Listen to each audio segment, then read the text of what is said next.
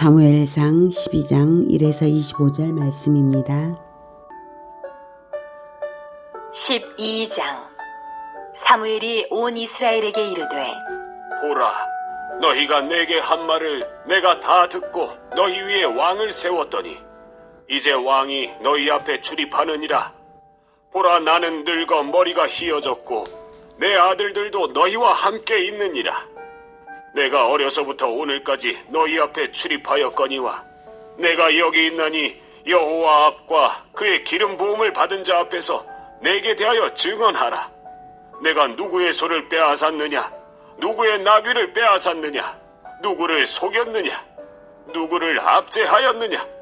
내 눈을 흐리게 하는 뇌물을 누구의 손에서 받았느냐? 그리하였으면 내가 그것을 너희에게 갚으리라. 하니 그들이 이르되, 당신이 우리를 속이지 아니하였고 압제하지 아니하였고 누구의 손에서든지 아무것도 빼앗은 것이 없나이다 하니라. 사무엘이 백성에게 이르되, 너희가 내 손에서 아무것도 찾아낸 것이 없음을 여호와께서 너희에게 대하여 증언하시며 그의 기름 부음을 받은 자도 오늘 증언하느니라. 하니 그들이 이르되, 그가 증언하시나이다 하니라. 사랑하는 형제 여러분, 2월 25일 금요일 새벽 묵상에 오신 것을 환영합니다.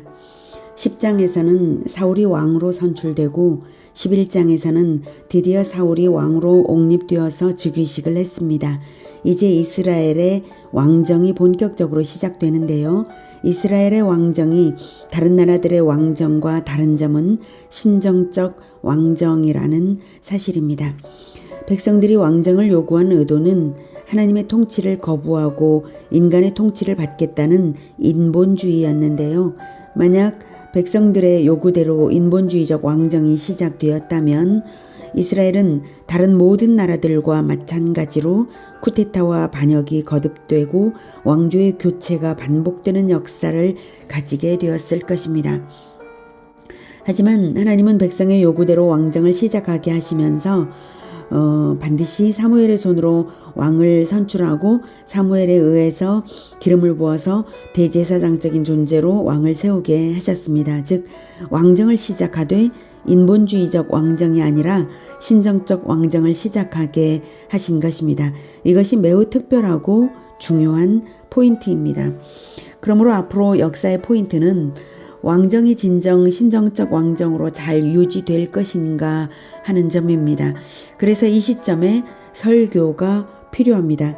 모세가 가나안 땅을 자기는 안 들어갔으되 신명기 설교를 줌으로써 말씀 순종과 불순종에 따라 축복과 저주가 갈린다고 경고한 것처럼 이제 사무엘이 바로 그와 같은 성격의 설교를 해야 할 시점입니다. 그렇게 신정적 왕정의 가교 역할을 한 사무엘이 온 이스라엘에게 주는 경고적 설교를 시작하려 하니 먼저는 사무엘 자신이 전혀 사심없는 사사로서 이 설교의 진정성이 인정되어야 해서 먼저는 이스라엘 앞에서 자기 검증을 한 것이 바로 5절까지입니다. 2절에서 이제 왕이 너희 앞에 출입하느니라. 보라, 나는 늙어 머리가 희어졌고 내 아들들도 너희와 함께 있느니라. 내가 어려서부터 오늘까지 너희 앞에 출입하였거니와. 네, 이 말은 너희들 요구대로 왕을 세웠다. 늙은 나도 왕이 아니요 내 아들들도 백성으로 있다. 나는 어려서부터 너희들의 여러 지방을 순회하며 가르침을 주며 충성해 왔다. 이 말이죠. 그런데도 하나님의 말씀인 나의 메시지가 아닌 것을 내가 하나님의 말씀을 메시지를 주고 있었는데 그 메시지가 아닌 것을 너희가 요구한 것을 보면 나를 불신하여서 그런 것이 아니냐.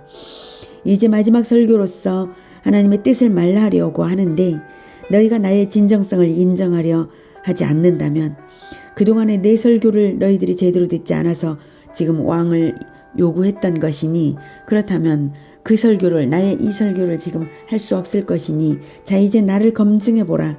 내가 잘못한 것이 무엇이냐 없지 않냐 하는 그런 의미로 말한 것이 바로 3절입니다. 내가 누구의 나귀를 빼앗았느냐 누구를 속였느냐 누구를 압제하였느냐. 네. 그러지 않지 않았느냐 이거죠. 그리고 백성들은 사무엘의 사심 없음을 인정하였습니다. 4절에서 네. 이에 더하여서 사무엘은 백성들의 증언만 아니라 하나님도 증언하신다고 말합니다. 5절 네. 사무엘이 백성에게 이르되 너희가 내 손에서 아무것도 찾아낸 것이 없음을 여호와께서 너희에게 대하여 증언하시며 그의 기름 부음을 받은 자도 오늘 증언하느니라 하니 그들이 이르되 그가 증언하시나이다 아니라. 네. 사무엘이 다스림 하에서 수십 년 동안 아무 어려움 없이 지내왔던 것 그 자체가 바로 하나님의 증언이라는 뜻입니다. 백성도 그것을 알아듣고 인정했습니다. 자, 이렇게 인정을 받아서 이제 설교를 시작합니다. 6절부터 사무엘이 백성에게 이르되 모세와 아론을 세우시며 너희 조상들을 애굽 땅에서 인도하여 내신 이는 여호와이시니 그런즉 가만히 서 있으라. 여호와께서 너희와 너희 조상들에게 행하신 모든 공의로운 일에 대하여 내가 여호와 앞에서 너희와 담론하리라. 야곱이 애굽에 들어간 후 너희 조상들이 여호와께 부르짖음에 여호와께서 모세와 아론을 보내사 그 두 사람으로 너희 조상들을 애굽에서 인도해 내어 이곳에 살게 하셨으나 그들이 그들의 하나님 여호와를 잊은지라. 여호와께서 그들을 하솔 군사령관 시스라의 손과 블레셋 사람들의 손과 모압 왕의 손에 넘기셨더니 그들이 저희를 치매 백성이 여호와께 부르짖어 이르되 우리가 여호와를 버리고 바알들과 아스다롯을 섬김으로 범죄하였나이다. 그러하오나 이제 우리를 원수들의 손에서 건져내소서. 그리하시면 우리가 주를 섬기겠나이다 하매 여호와께서 여룻바알과 베단과 입다와 나 사무엘을 보내사 너희를 너희 사방 원수의 손에서 건져내사 너희에게 안전하게 살게 하셨거늘. 네, 출애굽 때부터 하나님께서 이스라엘에게 얼마나 공의롭게 은혜롭게 하셨는지를 상기시킵니다. 그런데 이스라엘이 하나님의 은혜를 잊어버리고 우상 숭배하며 배반했으니 공의의 하나님께서 공의대로 행하실 수밖에 없으며 그렇게 하신 일들이 바로 사사시대의 고통이었다고 말한 것입니다. 외적의 침략을 당하여서 고통당할 때에야 정신을 조금 차린 이스라엘이 여호와께 우상 숭배를 회개하며 부르짖으면 여호와께서는 그때마다 사사를 세워 외적을 물리치게 하셨죠. 한편 여기서 베단이라는 사사 이름은 역사 속에 없는데요. 단지파의 아들이라고 이해하여서 삼손을 가리킨다고 볼 수도 있고요. 바락을 필사자가 오기하여서 베단으로 쓴 것으로 보기도 합니다. 어느 쪽이든 맥락에 영향을 주지는 않고요. 사사들 중에 한 사람을 의미하는 것으로 받아들이면 되고 사무엘은 몇몇 사사의 이름을 언급하며 사사시대에 하나님의 은혜가 사사들을 통하여서 베풀어진 것을 말한 것입니다. 그럼에도 불구하고 이제 하나님의 통치를 무시하고자 해서 인간 왕을 세우고자 했던 너희들의 의도는 악한 것이었다고 말하는 것입니다. 이스라엘의 왕정 요구는 말하자면 또 하나의 우상 숭배적 의도였던 것이죠. 12절부터 너희가 암몬 자손의 왕 나하스가 너희를 치러 옴을 보고 너희의 하나님 여호와께서는 너희의 왕이 되심에도 불구하고 너희가 내게 이르기를 아니라 우리를 다스릴 왕이 있어야 하겠다 하였도다. 이제 너희가 구한 왕, 너희가 택한 왕을 보라. 여호와께서 너희 위에 왕을 세우셨느니라. 이스라엘은 암몬의 침입 때문에 왕을 구할 것이 아니라 그 같은 환란의 근본 원인인 자신들의 죄를 회개하고 하나님께 구원을 호소했어야 했던 것인데 왕을 구하는 죄를 범하고 말았던 것입니다. 그러므로 하나님의 은혜로 사무엘의 손을 사용하여서 사울에게 기름을 붓게 하시긴 하셨으나 어디까지나 그 근본 동기는 백성들의 강요 때문이었으므로 너희가 택한 왕이라고 너희가 택한 왕을 보라 이렇게 말하고 있는 것입니다. 사실 하나님께서는 이미 왕정을 준비하고 계셨던 것이 사실인데요. 다만 아직 때가 되지 않았던 것일 뿐입니다. 첫 왕은 다윗이어야 했고 다윗은 아직 어렸으며 다윗이 첫 왕으로 되는 것은 이미 룻기에서부터 보아스와 룻의 신앙이 검증되면서 하나님의 은혜가 있었던 것입니다. 그리고 애초부터 야곱의 축복이나 사무엘의 야곱의 축복과 그리고 모세의 축복에서 이미 나타난 바와 같이 유다 지파에서 왕이 나올 것이었습니다. 그런데 백성들이 너무 조급하게 독촉을 해서 이제 차선으로서의 왕이 선정이 된 것이죠. 그러니 왕정이 필요하다 한들 하나님께서 가장 좋은 때에 가장 좋은 왕정을 주시기를 바라고 하나님께 연합되어 기다리는 것이 이스라엘의 자세여야 했던 것입니다. 14절. 너희가 만일 여호와를 경외하여 그를 섬기며 그의 목소리를 듣고 여호와의 명령을 거역하지 아니하며 또 너희와 너희를 다스리는 왕이 너희의 하나님 여호와를 따르면 좋겠지만은 너희가 만일 여호와의 목소리를 듣지 아니하고 여호와의 명령을 거역하면 여호와의 손이 너희의 조상들을 치신 것 같이 너희를 치실 것이라. 비록 이스라엘의 강요로 인해서 세워지긴 했으나 하나님께서 손을 쓰셔서 신정적 왕정이 되게 하셨으니 이제 이스라엘은 여전히 하나님과의 올바른 관계를 맺는 것이 동일한 과제입니다. 그리고 왕은 신정국가를 잘 세우는 역할로서 신정적 왕정의 그 왕으로 세워졌습니다. 기름 부음을 받았잖아요. 다른 나라들은 기름 부음 같은 그런 것 없이 인본주의적으로 왕이 세워지지만 이스라엘은 기름을 부어서 여호와의 기름을 부어서 왕이 세워진 것입니다. 그러므로 백성과 왕이 한 마음으로 여호와의 명령을 순종해야 하는 것이고 만일 여호와의 명령을 거역하면 왕을 세웠다 해서 외적의 침입에 대해 안전한 것이 아니라 사사시대처럼 동일하게 고통을 당하게 될 것이라고 말하는 것입니다.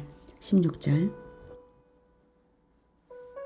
너희는 이제 가만히 있어서 여호와께서 너희 목전에서 행하시는 이 큰 일을 보라.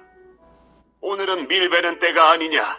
내가 여호와께 아뢰리니 여호와께서 우레와 비를 보내사 너희가 왕을 구한 일 곧 여호와의 목전에서 범한 죄악이 큼을 너희에게 밝히 알게 하시리라.